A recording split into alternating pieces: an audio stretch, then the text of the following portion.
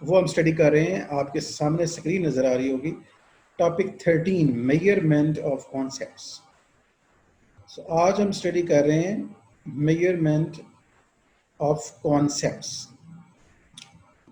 जैसे कि पहले क्लास का रूल है कि आप कंसंट्रेट करके पढ़ें, नोट्स प्रिपेयर करें, पॉइंट्स नोट करें, और अगर आपको कोई सवाल आपके ज़हन में पैदा होता है, कुछ बात आपको क्लियर नहीं होती है और आप सवाल करना चाहते हैं, तो वेट करें, क्वेश्चन आंसर के लिए आपको कहा जाएगा। उस वक्त तक के लिए आप अपने पास सवाल लिख सकते हैं ताकि आपको वो भूले नहीं। तो हमने कॉन्सेप्ट्स के ऊपर एक अलग से टॉपिक पढ़ रखा है, कॉन्सेप्ट्स क्या होते हैं, और जो कॉन्सेप्ट में तब्दीली आ जाती है, यानी वेरिएबल और कॉन्सेप्ट हम एक ही, आगे जब रिसर्च में बात करेंगे तो concepts and variables we will use synonymously, alternate terms के तौर पे हम लेंगे। Although technically there is a difference between concepts and variables, but generally हम इनको एक दूसरे के साथ अल्टरनेट करके यूज कर सकते हैं। जब कॉन्सेप्ट कह रहे हैं तो वेरिएबल कह रहे हैं, जब वेरिएबल कह रहे हैं तो कॉन्सेप्ट कह रहे हैं। तो मेजरमेंट ऑफ द वेरिएबल्स और मेजरमेंट ऑफ द कॉन्सेप्ट एक ही बात। आज का टॉपिक है कि हम, और आपने अभी तक रिसर्च में देखा है कि रिसर्च बेसिकली इल्म को पैदा करना है, क्रिएशन ऑफ नॉलेज है। सो क्रिएशन ऑफ नॉलेज आपको, आपका डिपेंड कर रहा है क्रिएटिव थिंकिंग के ऊपर और क्रिटिकल थिंकिंग के ऊपर। जो अनफॉर्चुनेटली मैंने आपको असाइनमेंट भी दी है इसके ऊपर ताकि आप सोच सकें, अनफॉर्चुनेट कंडीशन है कि पाकिस्तान के अंदर जो तालीमी निज़ाम है, जो एजुकेशन सिस्टम है, वो क्रिएटिव थिंकिंग डेवलप नहीं करता, ठीक है, और ना ही क्रिटिकल थिंकिंग डेवलप करता है, जिन दो चीज़ों पे रिसर्च सारी बेस कर रही है। हमारा जो एजुकेशन सिस्टम है वो प्राइमरीली बेस करता है रोड सिस्टम के ऊपर, मेमोराइजेशन के ऊपर, ठीक है, सोचने के ऊपर नहीं। क्रिएट नॉलेज क्रिएशन की तरफ हमारा ध्यान भी नहीं है, और ना ही कोई हम ऐसा माइंडसेट प्रोड्यूस करते हैं, ना ही बच्चों के माइंड को ट्रेंड करते हैं कि वो सोच सकें। आइंस्टाइन से जब पूछा गया था कि तालीम क्या होगी, इंटरनेट थोड़ा सा अनस्टेबल आ रहा है, मेरे पास मैसेज भी कि आपका इंटरनेट अनस्टेबल है, कहीं कहीं आवाज़ हो सकता है आपको कट कट के आ रही हो, आज डिफ़िकल्टी हो सकती है सुनने में आपको।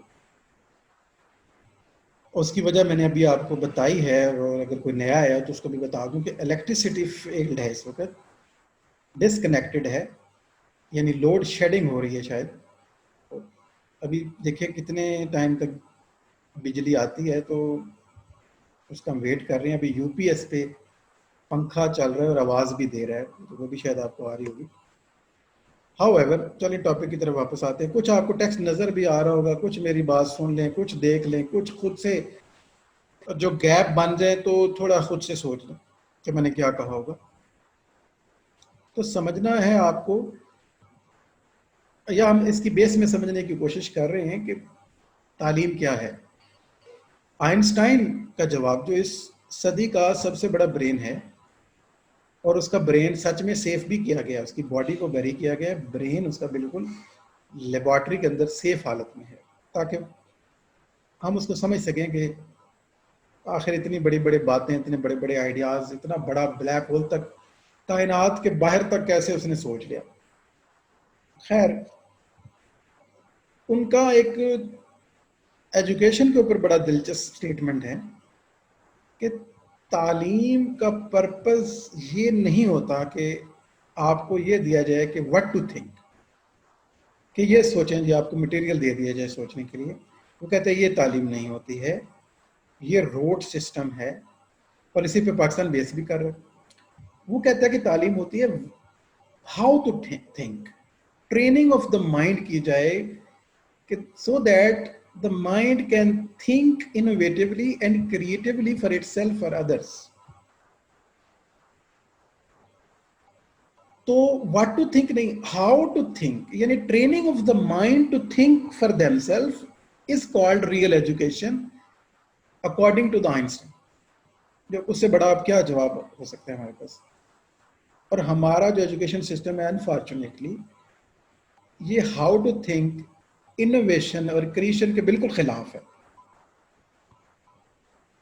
और ये आपको व्हाट टू थिंक देता है कि बस आप ये जी चीजें हैं इसको आप रटा लगा लें बस, और खुद से कुछ ना सोचें। तो रिसर्च मेथोडोलॉजी, तो जब तक आप नई चीज क्रिएट नहीं करेंगे, नया आइडिया तख्लीक नहीं करेंगे, नई अंडरस्टैंडिंग डेवलप नहीं करेंगे, तो इसका मतलब आपने कुछ भी नहीं किया, फिर आपने वक्त का ज़या किया है। इस पर मैंने आपको लिखने के लिए भी दिया था कि रिसर्च मेथोडोलॉजी की अहमियत क्या है पाकिस्तान के अंदर, उसकी ज़रूरत क्या हो सकती है, और आपसे सजेशंस भी मांगे थे कि आप खुद से भी सोचें थोड़ा सा कि आखिर इसका क्या इलाज हो सकता है। खैर, हमने कॉन्सेप्ट के बारे में देखा था और वेरिएबल्स को समझा है, इससे पहले समझ चुके हैं, उसकी बेस में तो हम नहीं जाते। तो रिसर्च एक्चुअली वेरिएबल्स के रिलेशनशिप को फाइंड करने को ही कहते हैं, कॉज और इफेक्ट को तलाश करने को कहते हैं। कॉज और इफेक्ट जो है, यानी हर बात की कोई वजह होगी और हर जो एक्शन है उसका कोई नतीजा निकलेगा, और पूरी यूनिवर्स कॉज और इफेक्ट की चेन के अंदर बंधी है। और हमने इसको अंडरस्टैंड कर लेना, ये यूनिवर्सल लॉज जो अब कहते हैं साइंस में, जब हम हाइपोथेसिस बनाते हैं, और हाइपोथेसिस क्या होता है, दो वेरिएबल के रिलेशनशिप को प्रपोज किया जाता है कि इसके दरमियान रिलेशनशिप है। हम एक आइडिया देते हैं, सपोज एक गेस करते हैं कि इस वेरिएबल और इस वेरिएबल के दरमियान रिलेशनशिप है कि लाइब्रेरी फैसिलिटी से स्टूडेंट की काबिलियत बढ़ जाएगी। अगर हम ये कहते हैं library facilities increases the ability of the students, तो ये एक हाइपोथेसिस हो सकता है, क्योंकि इसमें एक रिलेशनशिप बताया गया है दो वेरिएबल्स के दरमियान ताल्लुक का अंदाजा लगाना हाइपोथेसिस है, और फिर उस हाइपोथेसिस को तलाश करना कि ये सही है कि गलत, ये रिसर्च है आपकी। ठीक है बेटा। तो रिसर्च अब उन वेरिएबल की एक्यूरेट कॉन्सेप्चुअलाइजेशन बहुत जरूरी है, ठीक है, और उनकी ऑपरेशनलाइजेशन भी बहुत जरूरी है। ये दोनों नहीं होंगे तो आप उन्हें मेजरमेंट की तरफ नहीं जा सकते। फिर जब तक आप लाइब्रेरी फैसिलिटीज या एम्प्लॉयज की सेटिस्फैक्शन या इस तरह के जितने भी एब्स्ट्रैक्ट वेरिएबल्स हैं, स्पेशली जब तक इनको डिफाइन ना करें, एब्स्ट्रैक्ट वेरिएबल्स ज्यादा प्रॉब्लम क्रिएट करते हैं। तो उसमें क्या होता है कि फिर हर बंदे का कॉन्सेप्ट ऑफ लाइब्रेरी भी अलग होगा, उससे फायदा उठाने का तरीका भी अलग होगा, एबिलिटी ऑफ द स्टूडेंट भी क्वेश्चन हो सकती है कि आखिर वो क्या है। फॉर एग्जाम्पल मेरी नज़र में एबिलिटी ऑफ द स्टूडेंट है कि वो सोच सके, इनोवेटिव और क्रिएटिव अगर है वो, तो वो एक अच्छा तालिब इल्म है। और अगर वो रट्टा लगा लेता है तो वो एक अच्छा तालिब इल्म नहीं है। लेकिन हो सकता है कि एक मदरसे में पढ़ने वाला बच्चा जो है या उसका जो उस्ताद है वो समझता हो कि अगर इसने ये किताब याद कर ली है तो ये एक अच्छा तालिब इल्म है, और अगर ये अलग से सोचेगा तो वो उसको डंडे पड़ेंगे। ठीक है, वो उसको मारेगा पीटेगा कि तुम्हारी जुर्रत कैसी हुई कि तुम किताब में लिखे हुए वर्ड से आगे पीछे कैसे हो गए। अब दोनों तरफ ये वेरिएबल अलग तरीके से दोनों देख रहे होंगे, एक यूनिवर्सिटी टीचर और एक मदरसा का टीचर, दोनों इस पे इत्तेफाक नहीं करेंगे कि एबिलिटी ऑफ द स्टूडेंट क्या है। इसका मतलब है ये एक वेरिएबल है और हमें सबसे पहले इसे कंसेप्चुलाइज करना है। ठीक है, और कॉन्सेप्चुलाइज करके फिर हम इसकी एक्यूरेट मेजरमेंट की तरफ जाएंगे, और एक्यूरेट मेजरमेंट की तरफ बढ़ते हुए हमें इसे सिंबॉलिक फॉर्म में डालना है, मैथमेटिकल फॉर्म। क्योंकि अल्टीमेटली हम इस नतीजे पर पहुंचे हैं अभी तक कि साइंस वही है जो अल्टीमेटली मैथ बन सके। अगर हमारी थ्योरी मैथमेटिकल सिंबल्स में कन्वर्ट नहीं होगी तो फिर मैथमेटिकल फार्मूलाज उस पर नहीं लग सकेंगे। हम एक पेज के ऊपर बड़े बड़े डिस्टेंस के, एक आदमी अगर ब्लैक होल में गिर जाएगा तो उसके साथ क्या होगा, ये बात मैथमेटिकली एक्सप्लेन करनी पड़ेगी, अदरवाइज इसकी कोई वैल्यू साइंस के अंदर नहीं है। अंदाजों की वैल्यू नहीं है साइंस के अंदर।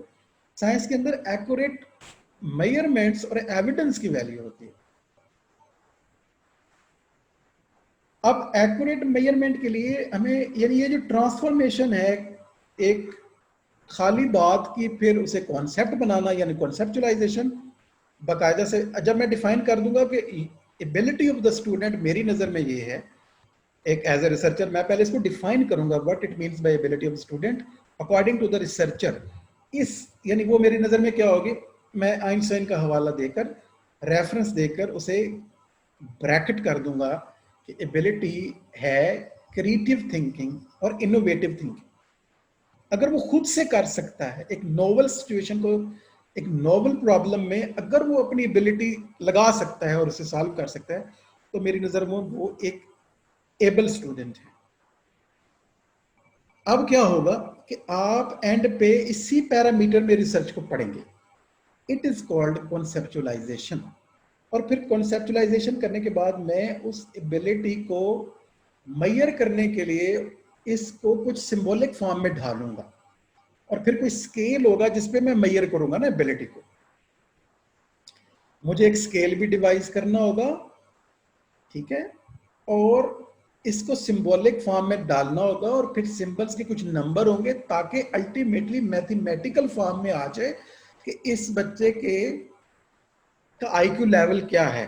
110 जब हम लिखते हैं आईक्यू लेवल जी 110, 100, 120, तो इंटरक्वेशंट स्केल में वो जो साइमन बेने, ये फ्रेंच एजुकेशनिस्ट थे, उन्होंने बनाया था आईक्यू, यानी इंटेलिजेंस मेजर करने का स्केल जो है।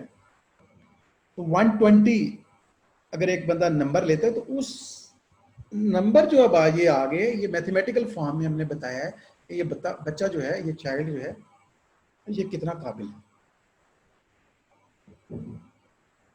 यार मैं पढ़ भी देता हूँ, यही सारी बात है आज के लेक्चर के अंदर। इसका मतलब है वेरिएबल्स का रिलेशनशिप हम रिसर्च में फाइंड करते हैं, और यही हमारी रिसर्च है। और हर वेरिएबल का उसे कॉन्सेप्चुलाइज करना और उसे फिर मेजर करने के लिए सिंबॉलिक फॉर्म में कन्वर्ट करना, और फिर स्केल लगाना ताकि हम उसे मेजर करके अल्टीमेटली मैथमेटिकल फॉर्म में लेके आ सकें। खास तौर पे क्वांटिटेटिव रिसर्च जो ज़्यादा साइंटिफिक है, वो इसी वजह से है कि ये मैथमेटिकल टर्म्स में कन्वर्ट हो जाती है। हम इसमें सिंपल स्केल भी यूज कर सकते हैं कि कोई चीज़ है या नहीं है, ठीक है, जैसे नॉमिनल स्केल कहेंगे। आगे स्केल्स की टाइप्स हैं नीचे, लेकिन मैं इसको थोड़ी सी रीडिंग भी आपके साथ कर देता हूँ। ये जो भी मैंने जितना आपको बताया है, it is the summary of this whole lecture.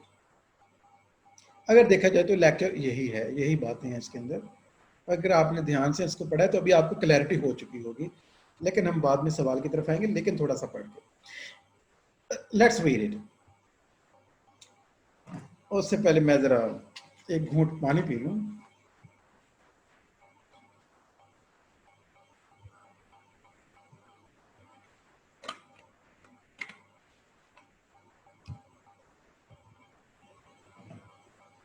In everyday usage, measurement occurs when an established yardstick verifies the height, weight, and another feature of the physical object. जिस तरह आप फिजिकल फीचर जो हाइट, वेट, इसके लिए कोई tool use करते हैं, कोई यार्ड स्टिक यूज करते हैं, मेजरिंग टूल भी होते हैं जिन्हें मेजरिंग स्केल्स भी कहा जा सकता है। How well you like a song, painting और personality of a friend is also measurement. ये एब्स्ट्रैक्ट कॉन्सेप्ट है। अब वेट, हाइट, ये इंपेरिकल कॉन्सेप्ट है, और ये जो आपकी लाइकिंग डिसलाइकिंग है अबाउट सॉन्ग और अबाउट पेंटिंग और अबाउट समथिंग, इसको मेजर करना कंपैरेटिवली ज़्यादा मुश्किल है। शुरू में तो समझा जाता था, ख़ासतौर पे साइकोलॉजी को तो समझा जाता था कि एम्पिरिकल साइंस नहीं है, क्योंकि जहन के अंदर जो हालतें हैं उनको मेजर करना या कैफियत को मेजर करना या इमोशंस को मेजर करना इतना आसान नहीं है। लेकिन बाद के साइंटिस्ट ने, साइकोलॉजिस्ट ने ऐसे टूल्स, ऐसे स्केल्स बनाए हैं जिससे इंटेलिजेंस भी अब मेजर हो रही है, जैसे इमोशंस भी मेजर होते हैं, लाइकिंग और डिसलाइकिंग लाइकिंग को भी मेजर किया जा रहा है, और आने वाले दिनों में और बेहतर स्केल आ जाएंगे। और इसमें मेजरमेंट में हम कंपेयर करते हैं किसी खास कैंडिडेट के साथ। वही measure casually in daily life, but in research the requirements of the measurement are rigorous. Research के अंदर तो हमने बहुत बारीकी से मेजरमेंट करनी है। डेली लाइफ में हम कैजुअली कह देते हैं कि ये चीज़ मुझे पसंद है और ये नहीं पसंद है, लेकिन रिसर्च में हमें बहुत डिटेल में जानना होगा कि मुझे बहुत ज़्यादा नापसंद है या बहुत ही ज़्यादा नापसंद है, या मैं इसमें न्यूट्रल हूँ, या इसको लाइक करता हूँ या बहुत ज़्यादा लाइक करता हूँ। ये भी एक स्केल बन जाएगा, इसे लाइकेड स्केल कहा जाता है। Certain things lend themselves to easy measurement. कुछ तो चीज़ें हैं जो कॉन्सेप्ट हैं जो आसानी से मेजर हो जाते हैं, जैसे physiological phenomena pertaining to human beings such as blood pressure, pulse rates and the body temperature, as well as certain physical attributes such as height and weight, इनको हम मेजर कर सकते हैं। इसके लिए बाकायदा से टूल बन चुके हैं, measuring tools. But when we get into the realm of the people's subjective feelings, attitudes, ideology, deviance and perception, the measurement of these factors are variables becomes difficult, like the natural scientist who invents indirect measures of the invisible objects and forces of the physical world. For example, देखिए magnetism है, the force that moves metal towards the magnet नजर तो नहीं आती है लेकिन अपना work करती है। The social researcher devises measures for difficult to observe aspect of the social world. For example, suppose you heard principal complain about teacher morale in a school. Teacher morale is an empirical reality, and we can create some instrument for its measurement. तो ऐसी चीज़ों को major करना आज दो हम कहते हैं कि ज़रा मुश्किल है, लेकिन इसके लिए हम फॉर एग्जांपल टीचर मोरल की अगर बात करें तो एक है तो रियलिटी, लेकिन इसको मेजर करने के लिए एज सच हमारे पास टूल नहीं है कोई, लेकिन हम ऐसे स्केल बना सकते हैं, और अब काफ़ी हद तक साइकोलॉजी ने हमें ये सहूलत दी भी है। क्वांटिटेटिव और क्वालिटेटिव जो रिसर्च अप्रोचेज हैं, इनमें मेजरमेंट का फर्क अभी बीच में आ भी रहा था, लेकिन हम इसको सिस्टमैटिक वे में पढ़ भी लेते हैं। Both qualitative and quantitative researchers use careful systematic methods to gather high quality data, yet differences in style of the research and the types of the data mean they approach the measurement process differently. क्योंकि दोनों की जो measurement है, जो data collection tools हैं, इसी वजह से ये रिसर्च की अकॉर्डिंग टू द डाटा दो बड़ी टाइप्स हैं। बाकी टाइपोलॉजी तो मैंने आपको पढ़ाई, बाकी डायमेंशन आपको याद होंगे, 4 डायमेंशन है, जिनमें सिर्फ एक डायमेंशन है डाटा, और उसके मुताबिक रिसर्च की 2 टाइप्स है, क्वालिटेटिव रिसर्च और क्वांटिटेटिव रिसर्च। और दोनों रिसर्च टाइप्स में जो कि डाटा डिफरेंट होता है, इसलिए इनके डाटा कलेक्शन टूल भी डिफरेंट है और इनके वेरिएबल को मेजर करने के स्केल भी डिफरेंट हो सकते हैं। Designing precise way to measure the variable is a vital step in planning a study for the quantitative researchers. Qualitative researchers use a wider variety of techniques to आगे चला गया है तो वापस चलते हैं to measure and create new measures while collecting data. Here we shall focus on quantitative measurements, क्योंकि quantitative में बारीकियों का ज्यादा ख्याल रखा जाता है, इसलिए हम समझने की कोशिश करते हैं कि क्वांटिटेटिव मेजरमेंट कैसे होगी। Here measurement consist of the assigning number to the empirical events. ठीक है, हमारे पास एम्पिरिकल इवेंट होगा, उसको हम एक नंबर असाइन करेंगे जिसे ऑपरेशनलाइजेशन कहते हैं। ठीक है, एक हमारे पास वेरिएबल होगा, उस वेरिएबल को पहले कॉन्सेप्चुलाइज किया जाता है और उसके बाद उसको सिंबल और नंबर असाइन किए जाते हैं, जिसे ऑपरेशनलाइजेशन कहते हैं, ताकि मेजरमेंट का ऑपरेशन किया जा सके, यानी ये अमल किया जा सके। वरना उसे कैसे मेजर करेंगे अगर आप इसे सिंबल में कन्वर्ट नहीं करेंगे और फिर उस हर सिंबल को कोई वैल्यू नहीं देंगे, ठीक है, कोई स्केल नहीं लगाएंगे, तो फिर ऑपरेशनलाइजेशन यानी मेजरमेंट प्रोसेस पॉसिबल नहीं है। Assigning number to the empirical events in compliance with set rules. This definition implies that measurement is 3-part process. इसमें हम कह सकते हैं कि मेजरमेंट जो है वो being measured.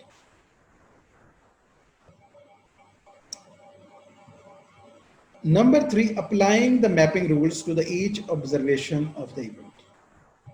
ठीक है, तो 3 स्टेप्स हैं। नंबर 1, सिलेक्ट करते हैं आप empirical event, then you assign एक स्कीम, एक नंबर, एक सिंबल असाइन करते हैं, ऑपरेशनलाइजेशन जिसे हम कहेंगे, और फिर आप मैपिंग रूल जो हैं हर ऑब्जर्वेशन या इवेंट पे अप्लाई करते हैं। यानी वो स्केल की मदद से आप अप्लाई हो जाता है, क्योंकि स्केल में सब मेजरमेंट का तरीका दिया गया होता है कि आप कैसे इसको मेजर करेंगे, इसको कैसे अप्लाई करेंगे। Azeem you are studying people who attend an auto show. एक मिसाल से समझते हैं, एक एग्जांपल है, बड़ी खूबसूरती से यहाँ डिफाइन कर दिया गया कि कैसे मेजरमेंट होगी।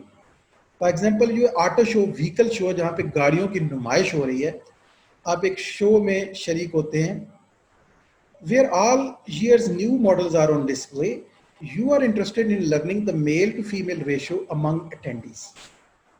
आप क्या जानना चाहते हैं, रिसर्च क्या करना चाहते हैं कि मेल और फीमेल की रेशियो क्या थी, जो पार्टिसिपेंट्स हैं, जो अटेंडी ऑफ द शो हैं, how many were females, how many were males. So you want to know about their quantities basically.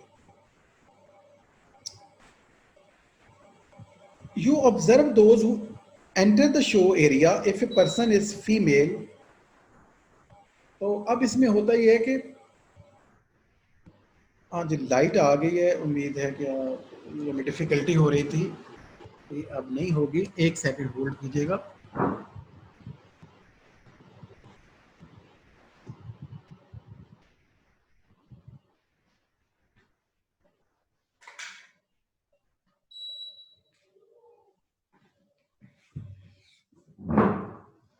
Okay ji, light हमारे पास आ गई है। आई होप के बेटर सर्विस अब आपको प्रोवाइड होगी, बेहतर आपको समझ आएगा। तो हम अब बात कर रहे थे कि एक एग्जांपल से let's try to understand what how we decide to measure and how we measure the variables. For example, you attend a vehicle show जहां पे सारे न्यू मॉडल्स प्रेजेंट हो रहे हैं, तो आप जानना क्या चाहते हैं, you want to understand how what was the ratio among the female and the male attendees.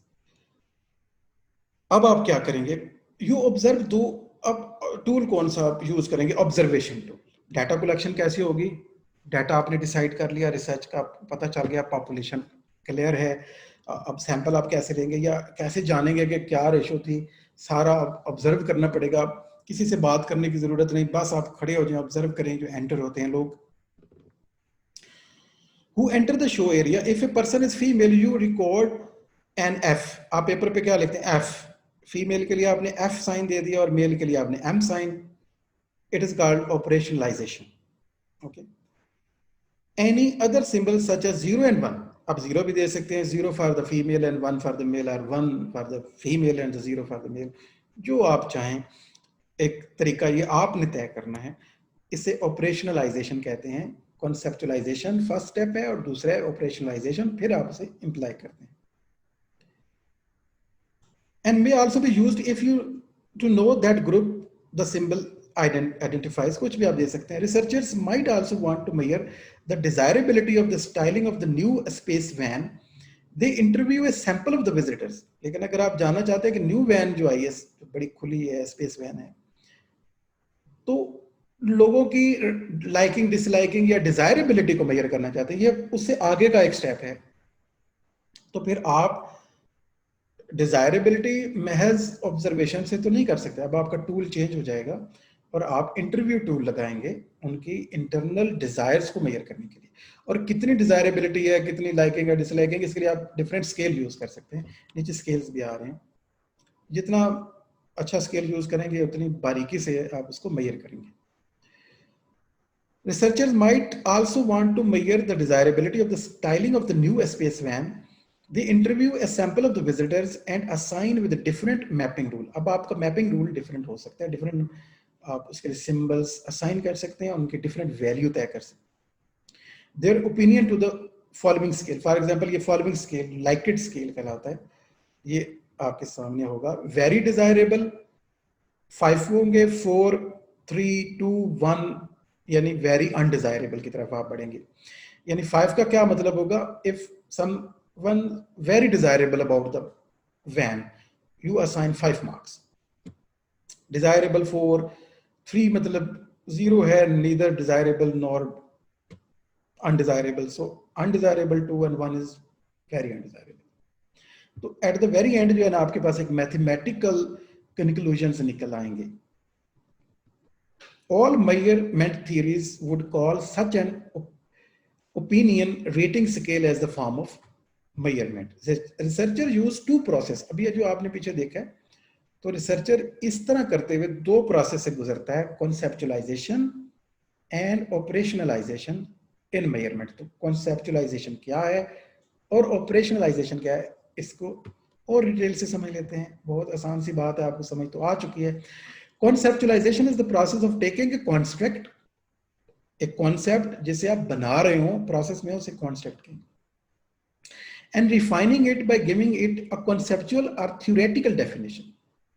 फिर जब आप उसे रिफाइन और डिफाइन कर सकते हैं, जैसे मैंने कहा ना कि अगर मैं कहता हूं कि एक बच्चे की जो एबिलिटी है, जैसे मैंने पहले एग्जांपल दिया आपको, तो फिर मुझे एबिलिटी ऑफ द स्टूडेंट्स को डिफाइन करना होगा, कॉन्सेप्चुअलाइज करना होगा कि एबिलिटी ऑफ द स्टूडेंट मेरी नज़र में, और हो सकता है एक मदरसा में जो टीचर है उसकी नज़र में अलग हो, क्योंकि वो तो रोट सिस्टम को एबिलिटी गिनेगा कि एक बच्चे ने अगर आगे बढ़ के सारी किताब सुना दी है तो वो बहुत काबिल है, और हो सकता है कि मेरी नज़र में काबिलियत का मतलब डिफरेंट हो. एक सेकंड आप होल्ड कीजिएगा, मैं ज़रा खिड़की बंद कर दूँ.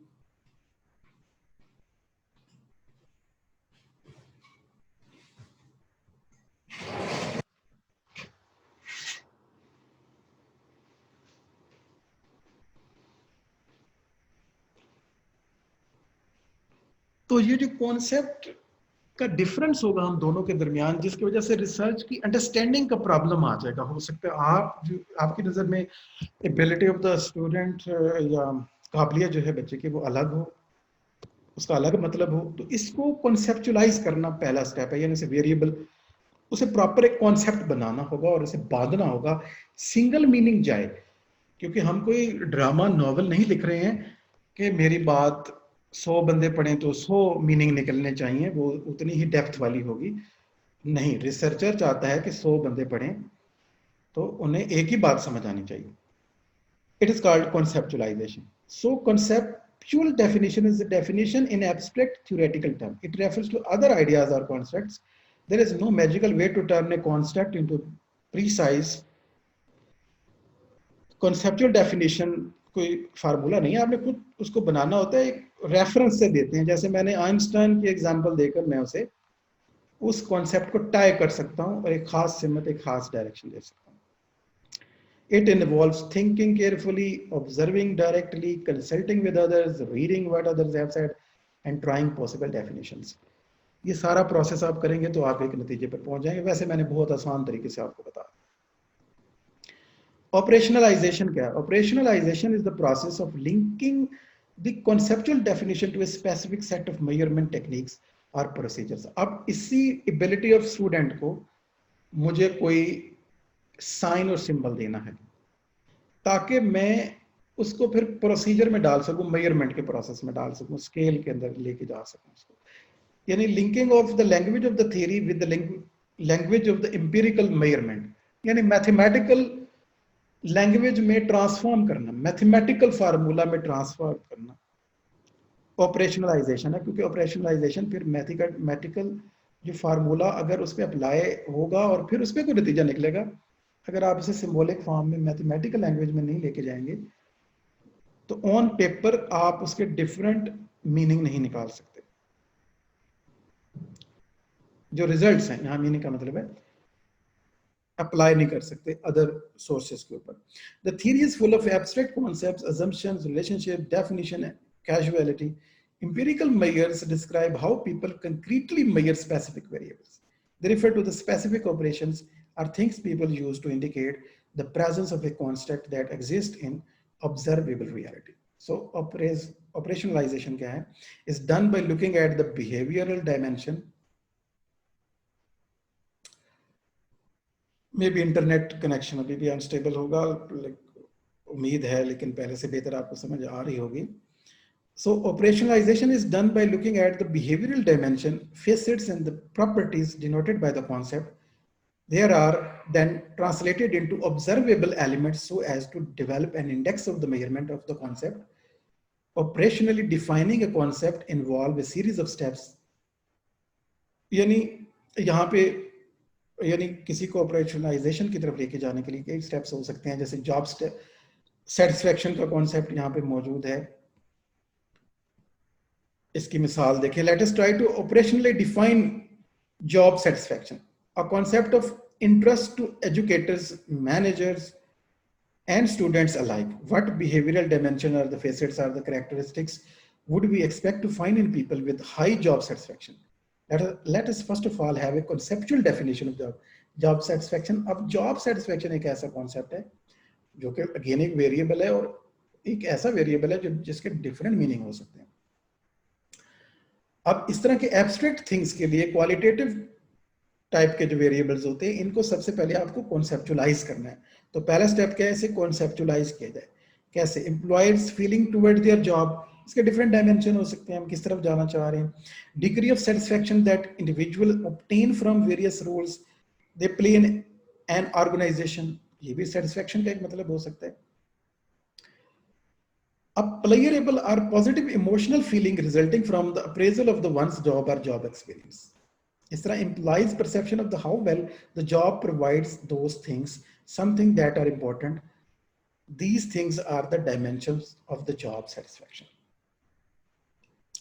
तो ये सारी dimensions हैं, different dimensions की possible है, हम सबको study करना होगा. conceptualize करने से पहले हमने देखना होगा कि किस dimension को साथ लेके चलना है हमने, ये सारे इसको साथ लेके चलना है और हमें define करना होगा. सारे को study करने के बाद, थिंक करने के बाद, what we mean by job satisfaction. जब ये क्लैरिटी होगी तो इसकी मेजरमेंट की तरफ आप जाएंगे. बाकी आप इसके डिफरेंट डायमेंशन और भी देख सकते हैं, डिटेल और भी मौजूद है, आसान है, जस्ट एक रीडिंग है तो मैं नहीं कर रहा, इसको खुद से देख लीजिएगा.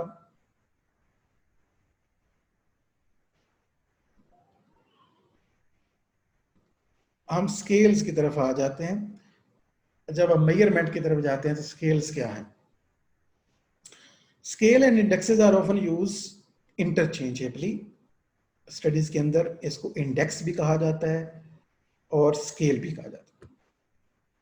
Social researchers do not use a consistent nomenclature to distinguish between the two. A scale is measure in which a researcher captures the intensity, direction, level or potency of a variable construct. Scale क्या है जिसके अंदर हम क्या check करते हैं, क्या capture करते हैं हम स्केल के अंदर? Intensity of something, direction of something, level of something, potency of the variable. ठीक है. It arranges responses of the observations on A continuum और ए सीरीज ऑफ द कैटेगरीज. इसमें कैटेगरीज हैं, रिस्पॉन्स को हम उस पूरे स्केल के ऊपर हम देखते हैं कहाँ कहाँ वो अरेंज होता है. Are observations on the continuum और series of the categories. A scale can use a single indicator or multiple indicators. उसके कई indicators फर्दर भी हो सकते हैं, कई डायमेंशन हो सकते हैं स्केल के, कि हम इंटेंसिटी भी देख रहे हो, हम उसकी लेंथ भी देख रहे हो, विथ भी देख रहे हो, ये फिजिकल ऑब्जेक्ट में आ जाएगा, और लाइकिंग डिसलाइकिंग और प्रेजेंस देख रहे हो. जैसे अभी हमने कहा था कि हम उस शो में हम ये देखना चाह रहे हैं कि फीमेल और मेल कितने थे, ये एक डायमेंशन हो जाएगा, और एक और डायमेंशन हो जाएगा कि हम एक स्पेस वैन के बारे में लोगों की राय जान सकते हैं. एक ही रिसर्च में ये दोनों डायमेंशन भी, यानी डबल इंडिकेटर भी लगाया जा सकता है और स्टडी किया जा सकता है. हम वहाँ लाइकेट स्केल लगा सकते हैं और वो हम देखते हैं कौन सी टाइप का लगाएंगे. नीचे इसकी टाइप्स हैं. तो स्केल जो है वो कितनी किस्म के हो सकते हैं? स्केल, नॉमिनल स्केल इसकी पहली किस्म मैं आपके सामने रखता हूँ. Nominal scale is the one in in which the number or the letters assigned to the object serve as a label for the identification of the classification. जैसे हमने कहा कि फीमेल के लिए F और मेल के लिए M होगा, तो ये जो नंबर और उसके आगे अगर यहाँ तक अब रुक जाते हैं और उसके अलावा 0 और 1, जैसे मैंने कहा 0 और 1 भी आप ले सकते हैं, इसकी जगह पे नंबर ले सकते हैं, लेटर ले सकते हैं, तो ये सिंपल है। इतनी सी क्लासिफिकेशन जो है ना, इसको कहते हैं nominal scale. The measurement scale is the simplest type. With nominal data, we are collecting information on the variable that naturally our design can be grouped into two. इसमें हम क्या करेंगे, जितने भी अटेंडी थे वो दो ग्रुप्स में डिवाइड हो जाएंगे, मेल और फीमेल। पता चलेगा कितने क्या जी, फॉर एग्जांपल 70% मेल थे तो 30% फीमेल, और 80% फीमेल थी तो 20% लोगों ने इंटरेस्ट लिया है। जो डाटा बाद में यूज होगा कि किस तरह से वो लोग अपना बिजनेस डेवलप कर सकते हैं, ये डिपेंड करता है कौन सी एजेंसी क्यों करवाना चाहती है, उसके ऑब्जेक्टिव्स क्या हैं। Nominal scale are the least powerful of the four scale. इसमें सबसे सिंपल स्केल यही है कि जब आप सिंपल कैटेगरीज में डिवाइड करते हैं, सिंपल उन्हें एक लेबल दे देते हैं, उसके बाद डाटा कलेक्ट करके 2 से 3 कैटेगरीज में डिवाइड करते हैं। ऑर्डिनल स्केल के ordinal scale include the characteristics of the nominal scale plus an indicator of the order. इसमें नॉमिनल स्केल की क्वालिटी के साथ एक और एडिशन होता है, इसको हम कहते हैं ऑर्डिनल स्केल, जिसमें हम एक और इंडिकेटर ऐड करते हैं, वो है ऑर्डर, क्योंकि इसमें एक ऑर्डर बी होगा।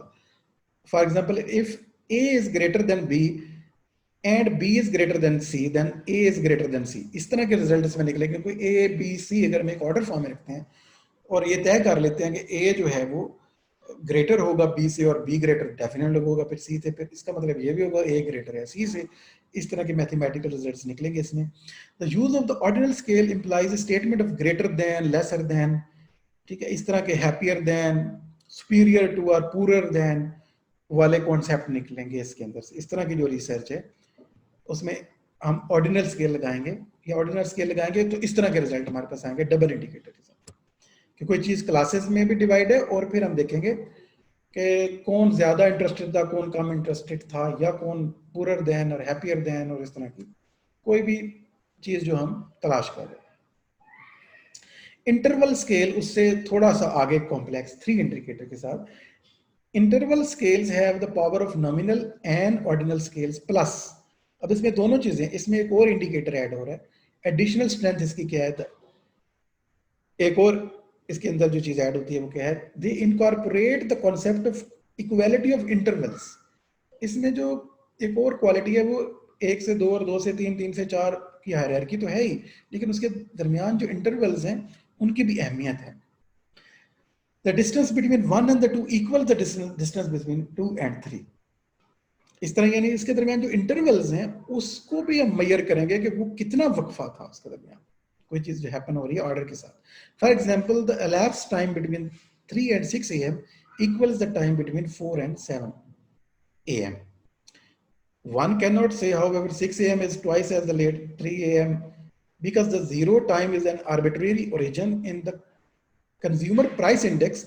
If the base year is 1983, the price level during 1983 will be the set arbitrarily as 100. तो कोई भी हम मेजरमेंट कर रहे हैं तो हमने इंटरवल्स का और एक खास पॉइंट का को साथ लेके अगर हम चलते हैं तो फिर हम इसे कहेंगे कि ये इंटरवल स्केल है। और इससे भी लास्ट स्केल जो है ratio scale incorporate all the powers of the previous scales. उसमें तीनों क्वालिटीज हैं, कैटेगरीज हैं, उसके बाद जो है उसकी हायरार्की है उसके अंदर एक, और उसके बाद हम देखते हैं कि उसके अंदर इंटरवल्स भी हैं, और रेशियो स्केल में फिर एक 4th इंडिकेटर ऐड हो जाएगा। इसमें सारे प्रीवियस स्केल्स की सारी क्वालिटीज हैं। इसमें हम क्या करेंगे, for absolute zero or the origin, इसमें प्लस क्या हो रहा है, provision of the absolute zero. पिछले किसी भी स्केल में हम एक एब्सोल्यूट कॉन्सेप्ट नहीं दे रहे थे, इसके अंदर आता है। ये डिपेंड करता है कि आप कौन सी रिसर्च कर रहे हैं, उसके ऊपर स्केल की चॉइस आती है ऑटोमेटिकली आपकी। Ratio data represent the actual amount of a variable measuring of physical dimensions such as weight, height, distance and areas are example. Definitely आप किसी की हाइट मेजर कर रहे हैं तो एक 0 हाइट का मतलब होता है नो हाइट, उसके ऊपर फिर एक ऑर्डर आ जाएगा, इस यानी 0 से हम स्टार्ट करते हैं इसके मेजरमेंट। ऑब्जर्वेबल रियलिटीज अक्सर जो है उनका एक मिनिमल यानी नॉन एग्जिस्टेंट लेवल भी एक होता है। The absolute zero represent a point on the scale where there is an absence of the given attribute. If we hear that a person has zero amount of money, we understand the zero value of the amount. We know कि zero amount of the value जब zero से assign होगी मतलब वहाँ नहीं होगी चीज। तो अगर तो एब्सोल्यूट वैल्यू एक अटैच है तो हम इसे कहेंगे ये रेशियो स्केल है, उसमें बाकी सारी क्वालिटीज होती हैं स्केल। तो ये आज का आपका लेक्चर है। अब हम इसको एंड करते हैं। अगर आपका कोई सवाल है तो उसको डिस्कस करेंगे 1-2 मिनट के अंदर।